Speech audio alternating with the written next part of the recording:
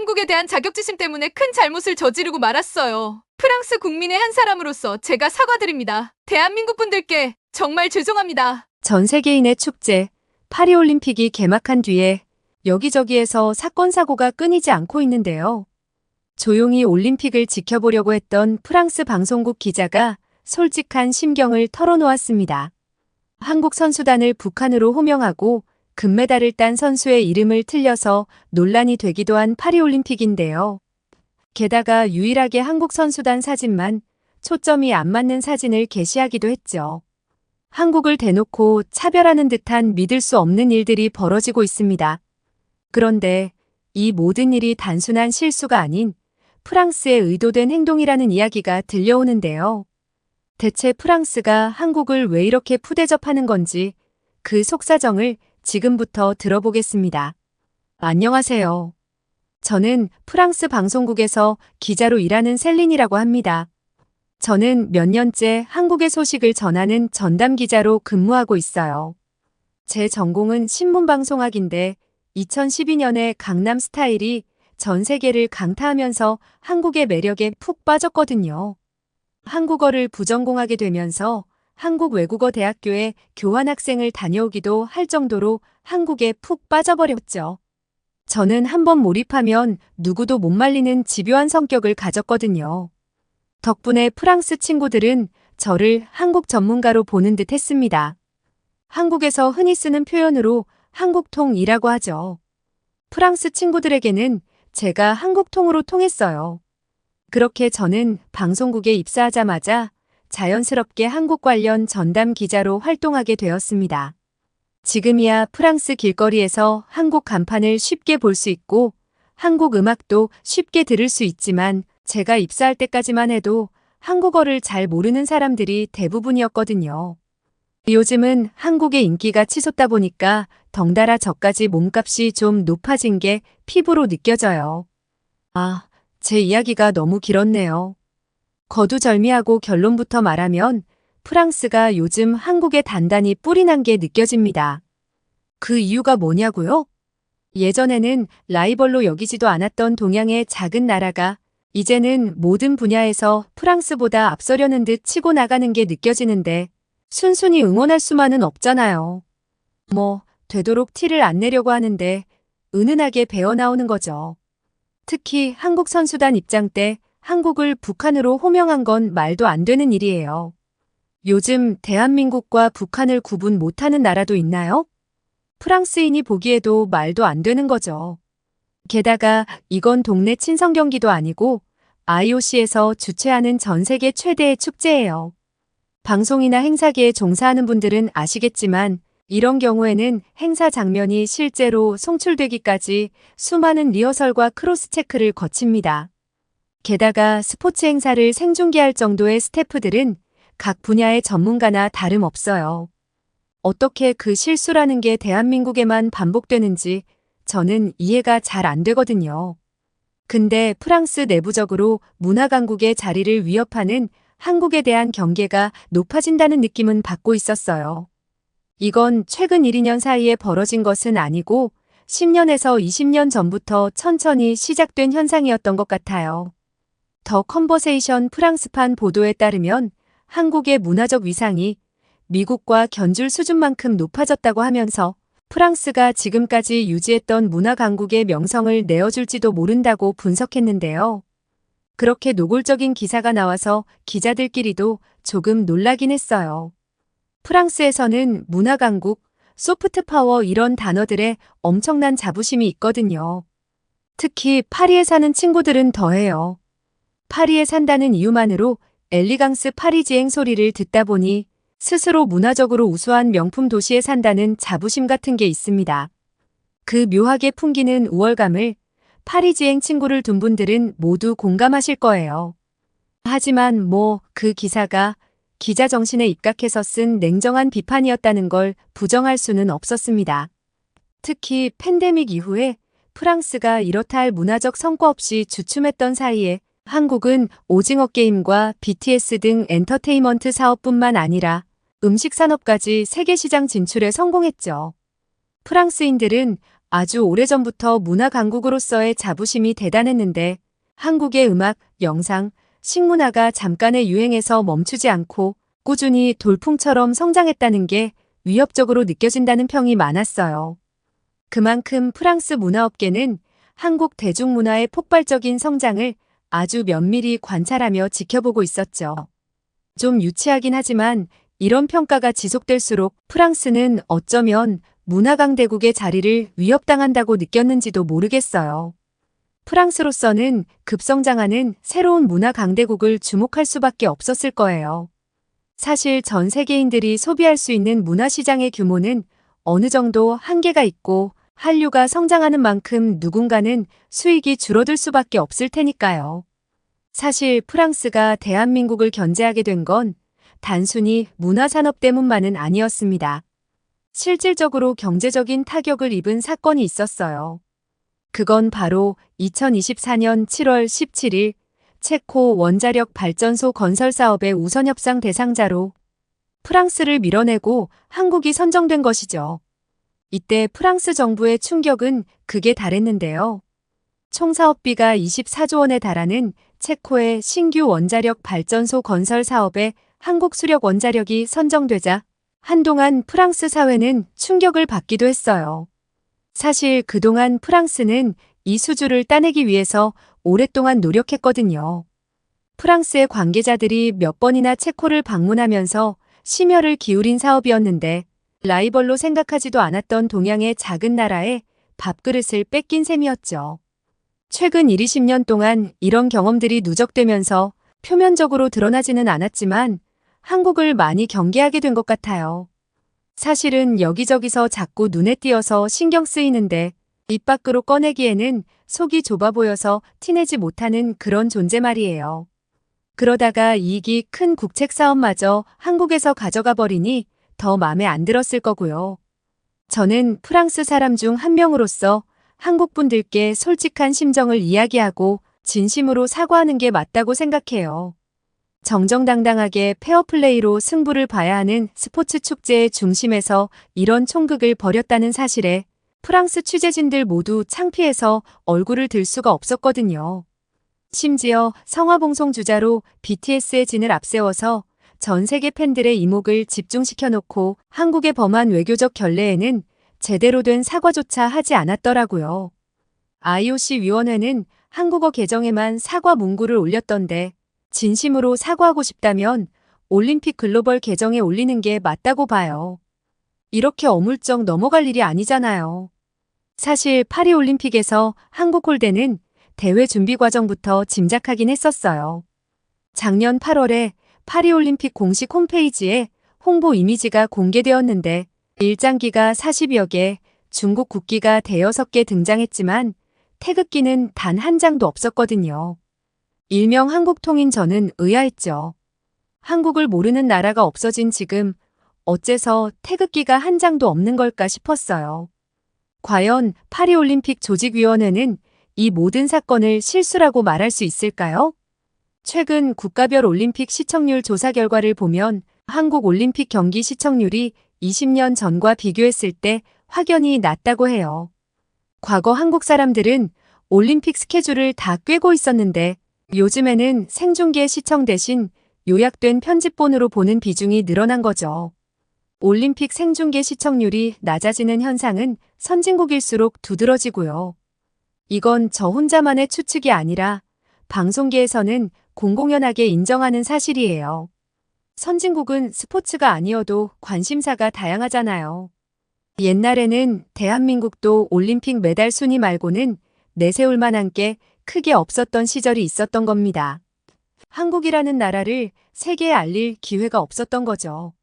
해외에 나가면 100이면 100명 모두 남한에서 왔냐, 북한에서 왔냐 물어보던 시대가 있었고 올림픽 같은 국제대회가 아니면 한국을 보여줄 기회가 없었잖아요. 하지만 요즘은 한국을 모르는 사람들이 없죠. 이제는 굳이 올림픽이 아니어도 다른 방법으로도 얼마든지 한국을 알릴 수 있거나 이미 잘 알려져 있기 때문에 절실함이 사라진 거예요. 더 이상 한국을 보여주려 애쓰지 않아도 한국도 제법 잘났다고 자랑하지 않아도 이미 많은 사람들이 한국을 인정하고 있으니까요. 한국의 파리올림픽 개막식 시청률이 평균 1%대에 그친 반면 일본에서의 시청률은 평균 13%를 기록한 것만 봐도 시대가 참 많이 바뀌고 있다는 것을 알 수 있습니다.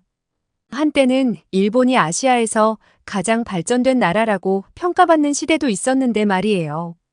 이제 그건 추억 속 이야기일 뿐이죠. 맞아요. 이제는 새로운 시대를 인정하고 프랑스도 현실을 직시해야 할 때가 왔습니다. 파리올림픽이 관심을 받기 위해서는 BTS의 멤버를 섭외해야 했던 것처럼 말이죠. 저는 한국의 성공이 아주 오랜 시간 차근차근 잘 준비해서 기회를 잡은 거라는 생각이 들어요. 저는 한국어를 잘하다 보니 2018 평창 동계올림픽에도 현지 취재를 갔었는데요. 평창 동계올림픽이야말로 제가 취재한 동계 하계올림픽을 통틀어서 가장 완벽한 올림픽이었거든요. 사실 경기장 뒤에서는 각종 사건 사고가 일어나는 게 다반사지만 전 세계 방송국 전문가들이 날 것 그대로 내보내지 않거든요. 그랬다가는 방송 사고가 될 테니까요. 한국 속담에 가까이서 보면 비극, 멀리서 보면 희극이라는 말도 있잖아요. 방송도 마찬가지예요. 시청자들이 보는 화면은 이해하기 쉽고 보기에도 좋지만 실제 촬영 현장에서는 기상천외한 일들도 정말 많이 일어나거든요. 특히 이런 메가톤급 행사에서는 알려지지 않은 숨겨진 이슈들이 많을 수밖에 없는데 반드시 보도해야 할 내용만 출연해서 잘 포장하는 게 저희의 역할이에요. 그런데 평창올림픽은 그런 포장이 필요한 사건 사고도 거의 없었고 정말 매끄럽게 진행됐어요. 특히 스포츠 무대는 경기장과 선수들에게 모든 포커싱이 맞추어지다 보니 프레스센터에는 무신경한 경우도 많아요. 사실 기자의 주관이 많이 개입될 수 있는 정치, 연예 분야에서는 프레스센터를 좀 더 신경 써주기도 하거든요. 스포츠 분야는 저희도 주인공이 아니다 보니 나 언론인이라는 식의 특권의식은 내려놓고 취재에 임합니다. 한국에서 많이 쓰는 말 중에 기레기라는 단어도 있잖아요. 참 속상한 단어이긴 하지만 언론인의 지위를 악용하는 일부 기자들도 있으니까 저런 단어가 생긴 것도 이해를 못하는 건 아니에요. 아무튼 스포츠는 결과가 명확하게 나와 있고 팩트를 전달하면 되기 때문에 언론사의 입김이 작용할 부분이 거의 없어요. 그러다 보니 굳이 프레스센터까지 꼼꼼하게 신경 쓰는 대회는 많지 않습니다. 게다가 다들 경기장과 선수촌, 프레스센터를 오가며 취재와 촬영, 탈고와 송출을 진행해야 하기 때문에 정신이 하나도 없어요. 게다가 이번 파리올림픽도 그렇지만 언제나 테러 위협이 도사리고 있는 통에 모든 건물을 출입할 때는 신원검사를 진행하거든요. 취재진들 목에 큰 목걸이가 걸려있는 걸 보셨죠? 그게 바로 경기장이나 프레스센터를 드나들 수 있는 출입증이에요. 그런데 출입 시스템이 제대로 되어 있지 않은 나라에 가면 이 신원검사에만 하루 종일 걸릴 때가 있어요. 우리는 경기장과 선수촌, 메인 프레스센터와 미디어 빌리지를 하루에도 몇 번씩 드나들어야 하는데 그때마다 신원검사를 해야 하거든요.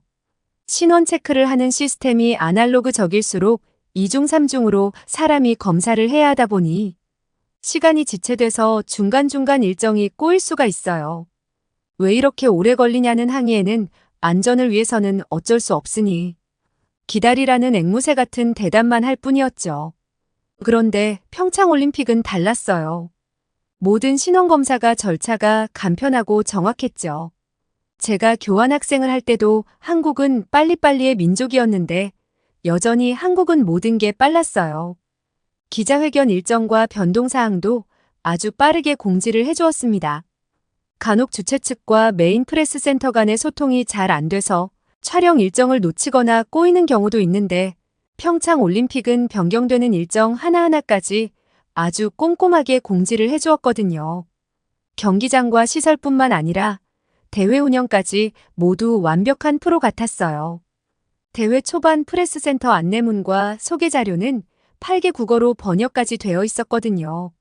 자국어와 영어로만 번역해서 비치해두는 국제대회가 부지기수인데 이런 게 바로 경기장 이면에 숨겨진 디테일 차이라고나 할까요? 사실 평창 올림픽에서 가장 인상 깊었던 건 바로 식당이었어요. 프랑스가 미식의 나라라서 저도 입맛이 꽤 고급인 편이거든요. 그런데 평창 올림픽의 식단은 미슐랭급이었어요. 당시에 토마스 바흐 IOC 위원장은 역대 올림픽 중에서 음식에 대한 민원이 단 한 건도 나오지 않은 것은 평창이 처음이라고 인터뷰했을 정도였죠. 평창 올림픽에서는 전문 요리사만 180명이었고 선수촌 식당은 24시간 운영했어요. 글로벌 푸드와 아시안 푸드, 한식과 할랄 푸드 등 다양한 스테이션에서 입맛에 맞는 전 세계 요리를 먹을 수 있었죠. 당시에 선수들과 관계자들은 역대 올림픽 사상 최고의 대우를 받았다고 극찬했었습니다. 선수촌 식당뿐만 아니라 평창과 강릉 지역의 식당은 가격도 저렴하고 맛있는 음식들이 많았어요. 단언컨대 그중 가장 인기를 끌었던 건 한국 치킨이었습니다. 다른 나라 선수나 스태프들이 한국 드라마와 영화에서 접한 치킨을 맛보기 위해 숙소 근처 치킨집에는 늘 대기 시간이 있었거든요. 선수촌 내 맘스터치도 항상 10,000원이었어요. 그뿐인가요? 따뜻한 온돌바닥과 푹신한 침구류에 반한 선수단이 이걸 인테리어로 하면 얼마가 드냐고 견적을 물어보는 경우도 있었어요.